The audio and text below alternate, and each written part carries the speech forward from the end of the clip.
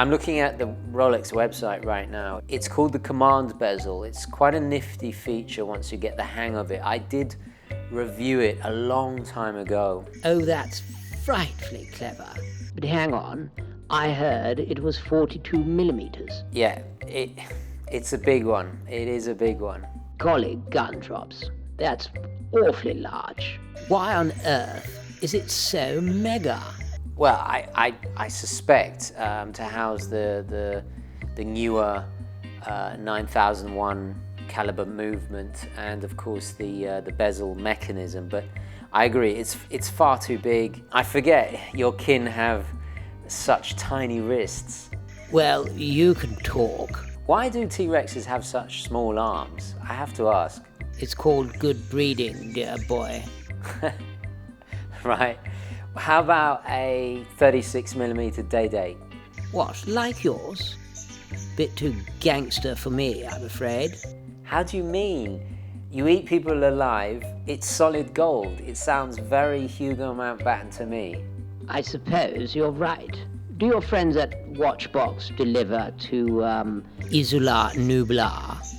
I guess so. Where is that exactly?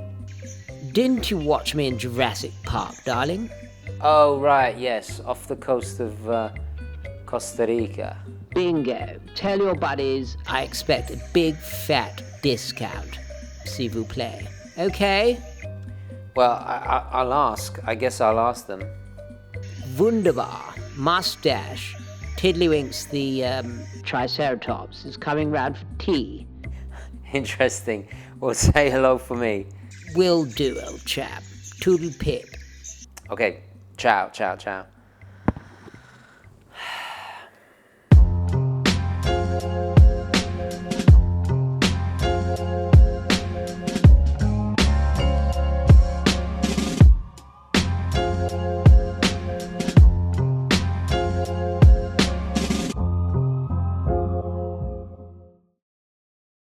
Okay, hi guys, and welcome to the show. Today I'm going to do top 10 pet peeves that watch brands do, kind of trends that I just can't stand. Now, you guys know I always try to be as positive as possible, but sometimes it's good to get a rant off your chest. And I think actually some of these points rarely need to be addressed. I will do a part 2 to this, discussing pet peeves about watch enthusiasts. That's an entirely different subject. Please do share your pet peeves and I'll read them in that the sequel to this. So do share those in the comments. But today we're focusing on the brands themselves. Now, before I get into this, a wristwatch check. I'm wearing my Benrus field watch from 1970, mil-spec sterile dial, worn in the Vietnam, an amazing piece of actual American horology on the wrist. The stories this watch could tell, you know. But anyway, let's get into it. Number 10. It's me again. Shoddy or bad watch boutique experiences, we've all had them. Whether they talk down to you and completely ignore you, or whether they're just misinformed and don't know anything about what they're talking about. You know, they can't tell a quartz from an automatic movement, and you go in there expecting a nice, pleasurable conversation about watches, right? We've all had it. We've all been through it. I think it's integral that brands start treating people with more respect and making sure that their staff are knowledgeable and passionate about what they're selling. Because at the end of the day, you're going in there, you're paying retail, you expect to be treated well by informed, professional staff. Whether you go in there with a F91W Casio on the wrist, looking at a Lange, you should be treated the same way as if you're going in there with a Lange looking at a Casio F91W. Number 9. I love to wine and dine. When watch brands follow trends too closely at the detriment of their own identity and design language, I've seen it happen so many times. This is something that I really respect about brands like Timex, Zinn, Bulova, for example. They have traits and style cues that you see in almost all their watches. I also like it when brands are a little bit more daring with their designs. It tends to get a little bit samey. And the Hamilton Ventura is a wonderful example of something different, that asymmetrical case. Let's see more of that. Let's see less of everyone going the same, you know, sheep in the herd. Oh, let's all do vintage inspired, I don't know, 38mm watches all at the same time. The spice of life is variety, right? I don't want to see another sub-homage. I don't want to see another Speedmaster wannabe. I want to see new things. Number 8. Just like me. First rate. Faux patina on watches. I really don't understand why they have to go so over the top. Recently I reviewed the Omega Speedmaster with that really strong kind of desert khaki colored faux patina. I understand what they were doing. They were trying to make it look like it was literally brand new from 1957. It's a reissue, but in a cutting edge watch with the latest technology. And the watch is brand new. It looks like it was manufactured a few seconds ago, but yet has this patinaed lume. Makes no sense to me. Subtlety is the key. Either make it all brand new, so it's consistent, and leave it crisp white, or do it subtly, or even present different versions, you know, like the option to have it. Do you want it with faux patina or not? Number 7. Without luxury, I get clinical depression. Dress watches that are oversized. Now, before I get into this, I'm not talking about the boyfriend watch trend that women, my wife included, shout out to Sierra who loves wearing that Plo Prof, massive dive watch. It looks great on you, by the way. Or actual dive watch wearers, 45mm Planet Ocean, that's fine. It's a dive watch. It's supposed to go underwater, have water resistance in the case, hence it's larger, more legibility underwater, etc. Or people are going to point their fingers at me and say, oh, but TGV, you wear that Navitimer, you love Navitimers. Yes, they're supposed to be big. They're big because they're tools to be used. That's a wrist-top computer before smartwatches ever existed with the scales and all the rest of it. That's big for a reason. I'm not talking about that. I'm talking about dress watches. To me, dress watches should be discreet, thin, slender, slide under the cuff. They should be as simple and classy and elegant as possible. I was looking at this Glashütte Original Senator Perpetual Calendar on the Watchbox website. Perfect dress watch, in my opinion. Very traditional styling, blued hands, these wonderful complications in the back. You've got an exhibition case back with the swan neck regulator in solid gold and a precious metal. It ticks all the boxes, right? But then you look at the size, 42mm. Why is it 42mm? It should not be 42mm. When you're spending, and how much is this watch? Let's just have a look. Yeah, almost 18 grand. You're buying something classic to hand down the next generation. This is a watch you're always going to have for your whole life, right? It should be classically timeless. Smaller watches are not less masculine. Look at Clark Gable, Michael Caine, Frank Sinatra, Ernest Hemingway. All of these guys wore little 33mm watches in the mid-century. Look at this watch, the Benrus there, worn by the most masculine men doing the most toughest job in the world, fighting and dying for their country. What were they issued? Little 34mm field watches there. There's nothing unmacho. There's you know, 33mm, that's a woman's watch. That is pure ignorance, okay? Let's just also get something straight. Why did these watches all go big? At the end of the quartz crisis, they diversified into luxury products. Watches became more jewelry to justify the luxury pricing, and thus with jewelry, bigger, flashier is better, right? And they play into the whole aspirational thing, right? And then what happened? Trends got larger, the late 90s into the 2000s, you know, the influence of hip-hop culture, this kind of thing. If you have gargantuan, masculine, manly wrists, right? That's what this Glashütte Original is for. It's for your wrist. But wearing it on my skinny little wrist, it doesn't make sense. It should be relevant to you. Number 6. Pour my cristal, I need my fix. Okay, number 6, when brands do a million special editions, limited editions, yes, I'm talking about Omega specifically. Don't get me wrong, I adore the Speedmaster, one of my favorite watches. I've owned many of them, but I don't own one now. I feel they've devalued that legacy. They devalued the uniqueness of the design and the special feeling you get. And also it presents the consumer with what Einstein so eloquently put as choice paralysis. A bit like when you're scrolling through Netflix, there's so much you don't know what to watch, and you spend so much time you end up not watching anything, right?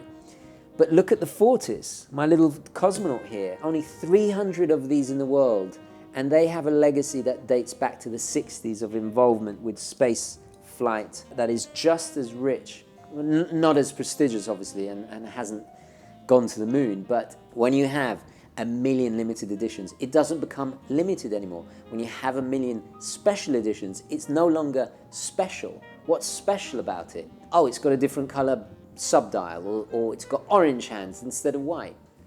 Well, that's great, but it doesn't, to me, it devalues the brand. Number 5, goats are best eaten alive. When watch brands are directly in collusion and conspire with the established watch magazines. There's a reason why I don't follow any of them. Well, a few are exceptions and are still journalistic, have journalistic independence, but they're all in the pockets of the brands. They get told what to write about, how to write about. They're all sponsored. Nowadays, they're just fronts for their own stores. There's no real journalism in watch journalism anymore. Before, it used to be fantastic articles that were informative about history and about something a bit more profound than just regurgitating facts from the brands themselves. That's all it is now. There's a reason why a lot of brands don't send me watches, and I get asked, oh, why don't you review this watch? Why don't you review that watch? Some brands, they don't want to be reviewed. They're scared of the negatives in my reviews. When I discuss, I get critical and I'm like, well, the crown should have been bigger, or this. They don't want that. They prefer the controlled environment that they're used to, which is the established watch journalists. That's why they go there, because they have control. There's no independence there. I still get to say whatever I want about a watch. If you've watched my reviews before and after Watchbox, you'll notice that, if anything, I'm even more critical now, because that's part of what I do. I want to talk about what I love, what I don't love, what should have happened with the watch, or is this watch any good, or is it a rip-off, or does it justify the price? That's the whole fun of it. That's, the experience of it. That's never going to change. Number 4, darling, I'm a carnivore.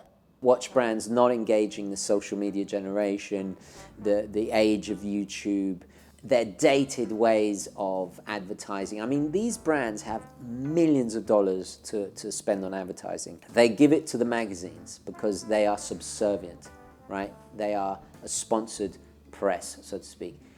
And they give it to ambassadors. One example is Tudor. When they try to do something new, they try to get new people into the hobby by more controversial ambassadors. Lady Gaga, for example, a new audience.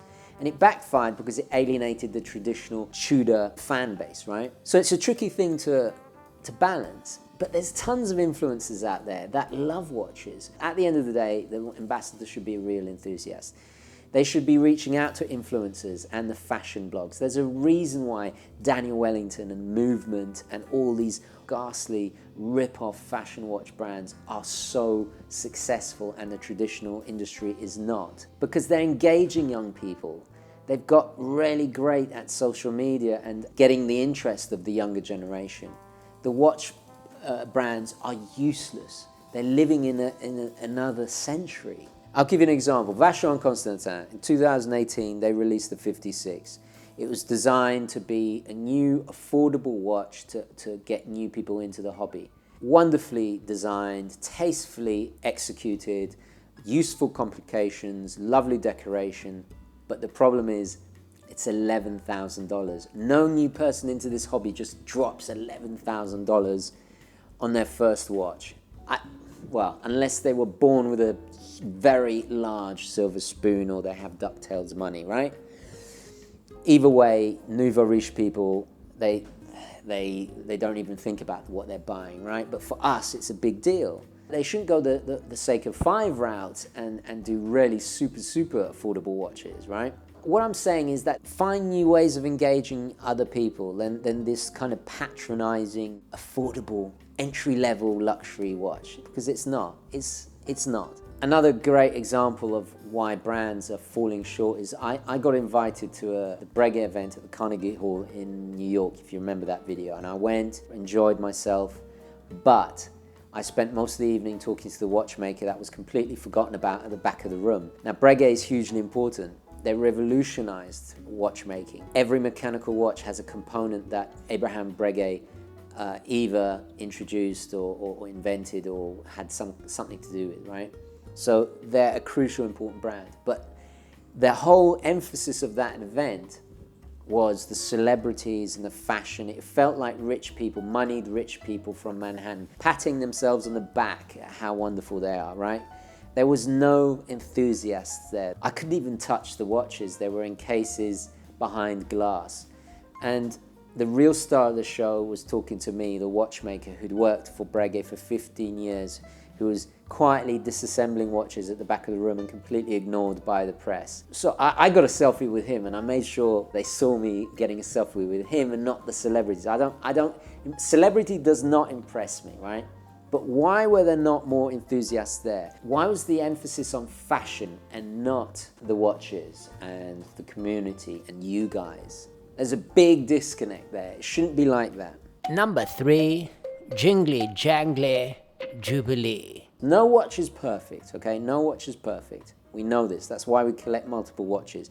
The Explorer comes close, but there's still things about it that I don't like. At the entry level and with vintage watches and certain watches in the mid-range, this is excusable. But at a luxury level, when you have pin and collar links, not screwed links, when you have shoddy micro adjustments, or the clasp is lacking, the date wheel isn't the same color as the dial, or the orientation of the loom hasn't really been fully realized. These kind of details should have been addressed, or even really shoddy straps.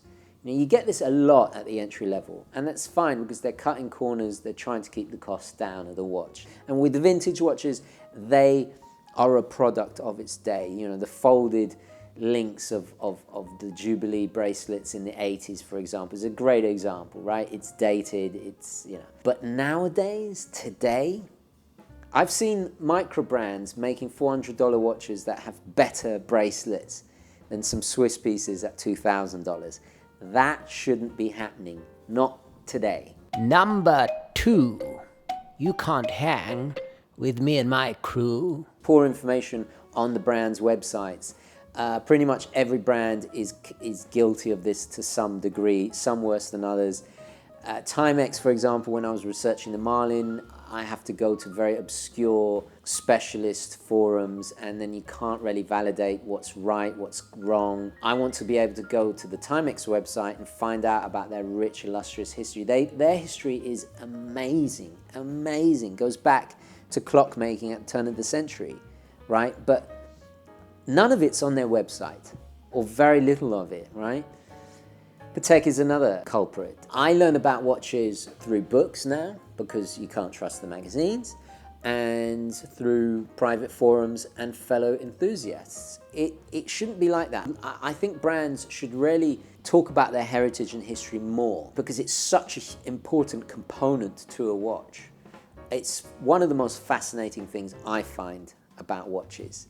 How it evolved, how it came to be. Show it off in better, not just have some flashy, minimalist, sleek-looking website that really doesn't tell you anything. And this is another thing, the specifications. I want to know the weight. I want to know the dimensions in minute detail. Brands need to step up their websites, and that actually leads to number 1. Number 1, I'll never be outdone. When I reviewed or re-reviewed my little Casio G-Shock, the metal one, one of the great things that Casio is doing is they have a great online boutique. They partner not only with Amazon, so you can order through Amazon from an AD, so you get the full warranty, cuts out the shady grey market crooks with their extortionate restocking fees, bad quality service and all the rest of it. You go straight to Casio, you spend the same amount, and it's one fee, you get free shipping. If you change your mind, you can send it back. Excellent, secure service. You can pay via PayPal, all the rest of it, right?